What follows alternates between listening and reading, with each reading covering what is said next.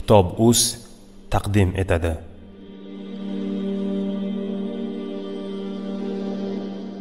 Alloh taologa yetishish asoslari.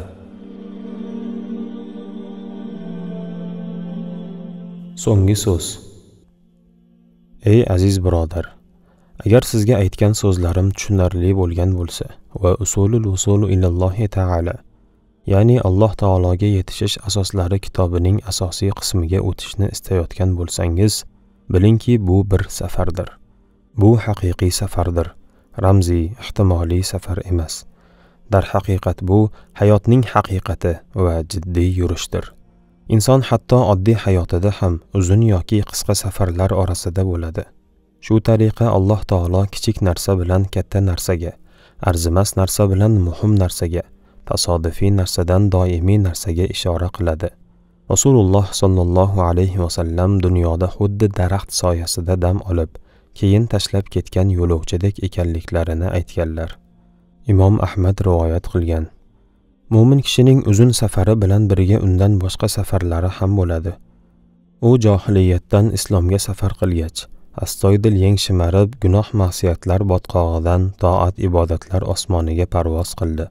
Go'yo tog'ning etagidan baland cho'qqilarga safar qildi. Yaxshiliklar qilishda peshqadamlardan bo'ldi. Ana shunday mo'min kishi biz safarga da'vat qilayotgan kishilardan biridir. Albatta ushbu safar najot yo'liga, Alloh taoloning roziligiga olib boruvchi eng muhim safardir. Yana bilingki, Alloh tomon sayr qilayotgan kishi modomiki tirik ekan, sayrdan to'xtamaydi. Banda modomiki tirik ekan, Alloh tomon yurishdan behojat bo'ladigan darajadagi bosqichga yetib bormaydi.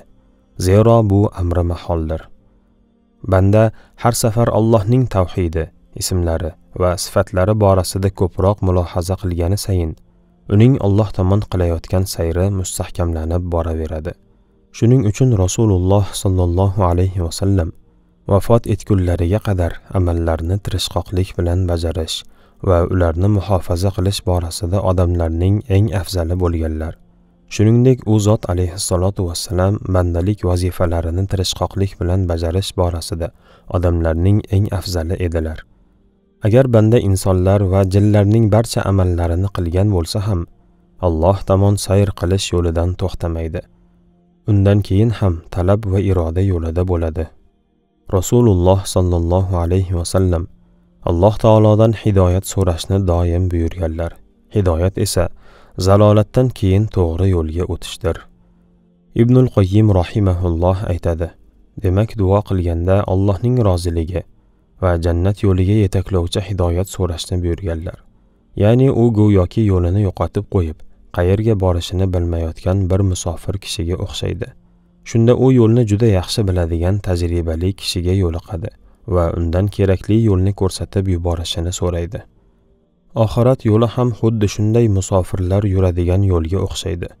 Alloh tomon ketayotgan musofir kishining to'g'ri yo'lda yurish uchun Alloh taoloning hidoyatiga muhtojligi biror yurtga ketayotgan musofir kishining yo'l ko'rsatuvchiga muhtojligidan ko'proqdir.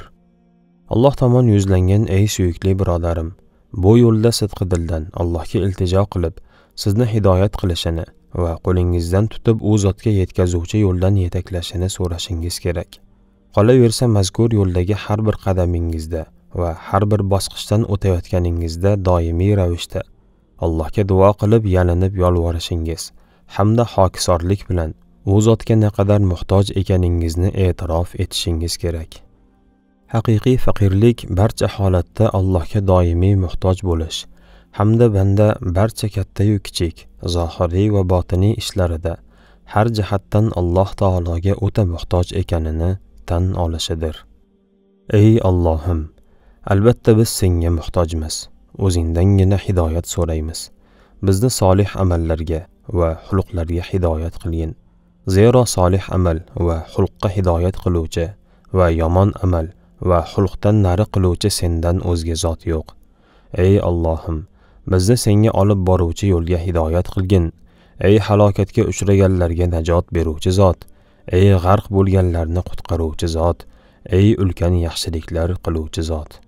Ilohim, gunohlarim ko'pligi meni qo'rqitsa-da, lekin senga bo'lgan muhabbatim qalbimga taskin beradi. O'zingning buyukliging ila ishlarimni o'nglagin. Johilligiga aldanib qolganlarga o'z fazl marhamating bilan hidoyat bergin.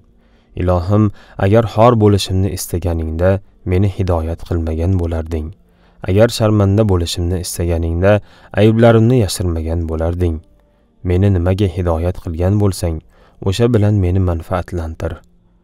Va nima bilan meni satr qilgan bo'lsang, o'shani davomiy qil. Ilohim, egam va hojam, qalbimni senga bo'lgan muhabbat arqoni ila bog'lagin. Meni o'zing iroda qilgan eng oliy martabaga yetkazgin.